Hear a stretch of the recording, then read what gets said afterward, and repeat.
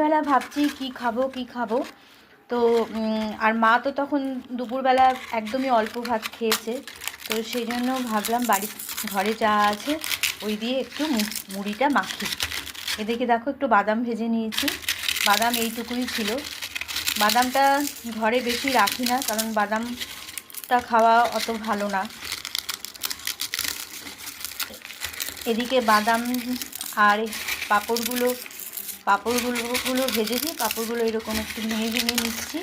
সব দিয়ে আজকে সন্ধেবেলা মুড়ি মাখবো।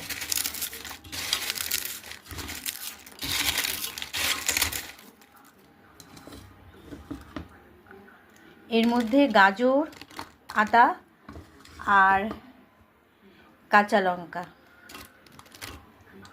দিয়ে দিলাম, দিয়ে মুড়িটা মেখে নেব।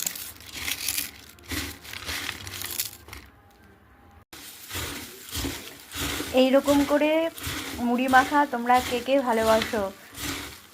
আমরা তো খুব ভালোবাসি, মাঝে মধ্যে এরকম করেও মেখে সন্ধেবেলায় খাই। আর এর সাথে চা বসিয়েছি, চা না হলে ঠিক জমে না।